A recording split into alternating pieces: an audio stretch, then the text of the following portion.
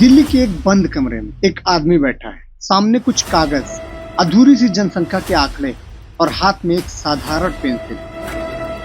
ये वही पेंसिल थी जिससे खींचने वाली लकीर इतिहास की एक दर्दनाक लकीर बनने वाली है।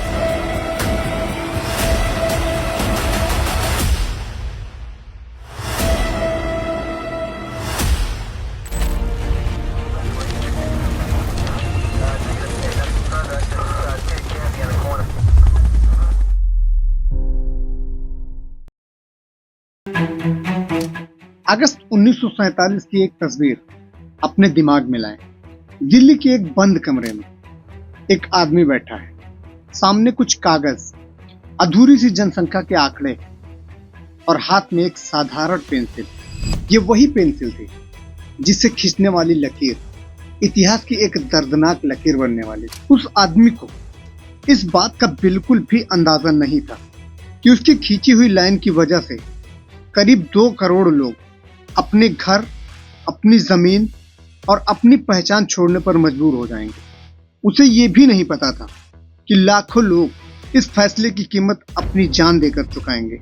सबसे हैरानी वाली बात ये थी कि जिस जमीन को वो बांट रहा था उसने उस जगह को कभी देखा भी नहीं। कुछ दिन पहले तक वो आदमी इंडिया आया भी नहीं था, न ही उसने कभी पंजाब, बंगाल या भारत के किसी हिस्से के बारे में लिखा था। लेकिन फिर भी ब्रिटिश सरकार को एक ऐसे ही आदमी की तलाश थी, न कांग्रेस का हो न मुस्लिम लीग का। और यही आदमी था सर साइरल रेडक्लिफ, एक जाने माने इंग्लिश लॉयर जिन्हें ब्रिटेन का सबसे तेज खूनी दिमाग में गिना जाता था। असल कहानी शुरू होती है 3 जून 1947 से, जब शाम के 4 बजे ऑल इंडिया रेडियो पर लॉर्ड माउंटबेटन की आवाज गूंजी। उन्होंने ऐलान किया कि ब्रिटिश इंडिया छोड़ने वाले हैं और 15 अगस्त 1947 को देश आजाद होगा। लेकिन आजादी की कीमत थी देश का बंटवारा।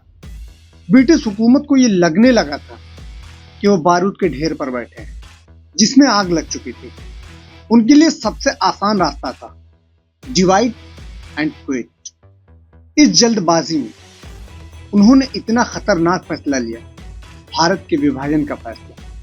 ये फैसला सिर्फ भारत और पाकिस्तान तक सीमित नहीं था, बल्कि 565 रियासतों का सवाल भी था। कई राजा और नवाब ये सोचने लगे थे कि अब तो हम आजाद देश बना सकते हैं। अगर ऐसा हो जाता तो भारत का नक्शा स्विस चेस की तरह दिखता, हर जगह छेद ही छेद। आज हम जानते हैं कि ये सब कैसे हुआ, बॉर्डर कैसी खींची गई, क्यों हिंसा इस हद तक फैली और कैसे इन सैकड़ों रियासतों को एक देश में जोड़ा गया। बंटवारे से पहले एक दिलचस्प सवाल उठा, दोनों देश का नाम क्या होगा। जिन्ना चाहते थे कि नाम हो पाकिस्तान और हिंदुस्तान और दोनों मिलकर इंडिया कहलाएं। लेकिन कांग्रेस का कहना था कि इंडिया से अलग होकर पाकिस्तान बन रहा है, तो इंडिया का नाम क्यों बदला जाए। 2 मुल्क बनने वाले हैं तो जाहिर सी बात है कि 2 नाम भी होंगे। नामकरण तो नए बालक का होता है। अब जिन्ना साहब से कहिए कि अपने बालक का नाम रख लो, क्योंकि हमारा तो सदियों से एक ही नाम चल रहा है, इंडिया। नेहरू ने ये बात माउंटबेटन के सामने रखी और आखिरकार यही तय हुआ कि भारत का नाम इंडिया ही रहेगा। इससे जिन्ना नाराज हुए, लेकिन असली मुश्किल तो बॉर्डर तय करने वाली थी। नेहरू और जिन्ना के बीच इतना अविश्वास था कि वो किसी एक लाइन पर सहमत ही नहीं हो पा रहे थे।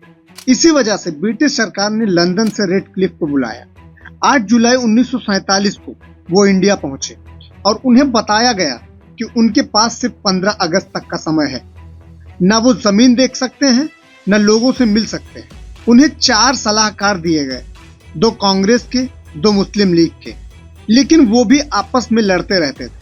आधार ये था कि जहां मुसलमान बहुसंख्यक हैं वो पाकिस्तान जाएगा और जहां हिंदू सिख ज्यादा हैं वो भारत में रहेगा। मगर आंकड़े अधूरे थे, नक्शे गलत थे और हालात बेहद जटिल। लाहौर और कलकत्ता सबसे बड़ी चुनौती बने। लाहौर में मुसलमान, हिंदू और सिख तीनों बड़ी संख्या में थे। पहले रेडक्लिफ ने लाहौर भारत को देने का सोचा, लेकिन फिर लगा कि अगर पाकिस्तान के पास कोई बड़ा शहर नहीं होगा तो वो कैसे चलेगा। आखिरकार लाहौर पाकिस्तान को दे दिया गया। देश सिर्फ जमीन में नहीं बट रहा था, हर चीज बट रही थी। रेडक्लिफ ने अपनी फीस लेने से मना कर दिया। उन्हें अंदाजा ही नहीं था कि उनके फैसले कितनी तबाही लाने वाले हैं। 13 अगस्त को आखिरकार उन्होंने अपनी रिपोर्ट सौंप दी, जिसे माउंटबेटन ने 15 अगस्त को सीक्रेट रखा। आजादी का जश्न मनाया गया, लेकिन करोड़ों लोग ये नहीं जानते थे कि वो किस देश के नागरिक हैं। आखिर 17 अगस्त को बॉर्डर पब्लिक हुई तो पंजाब में इंसानी इतिहास का सबसे बड़ा माइग्रेशन शुरू हुआ। लाखों लोग पैदल, बैलगाड़ियों और ट्रेन से निकले। इन्हीं दिनों घोष ट्रेन का डरावना सच सामने आया। ऐसी ट्रेन जो लाशों से भरी होती थी। पंजाब के साथ साथ बंगाल में भी हालत बिगड़ने वाले थे। वहां हिंसा रोकने के लिए गांधी जी कोलकाता पहुंचे। उन्होंने बिना हथियार, बिना सुरक्षा, सिर्फ अपनी अहिंसा की ताकत से गांधी जी का आमरण अनशन एक चमत्कार बन गया। जहां हजारों सैनिक नाकाम थे, वहां एक बूढ़े आदमी ने शांति लौटा दी। इधर देश के सामने सबसे बड़ा सवाल था, 565 रियासतों का क्या होगा। सरदार पटेल और वीपी मेनन ने ये जिम्मेदारी उठाई। कुछ राजाओं को समझाया गया, कुछ को डराया गया और कुछ को सौदे दिए गए। ज्यादातर रियासतें भारत में शामिल हो गई। जूनागढ़ और हैदराबाद के मामले अलग थे, लेकिन सबसे जटिल मुद्दा था कश्मीर।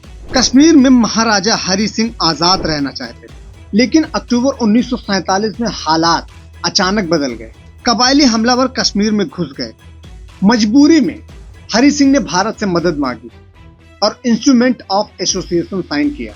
भारतीय सेना श्रीनगर पहुंची और कश्मीर का एक हिस्सा भारत के साथ रहा।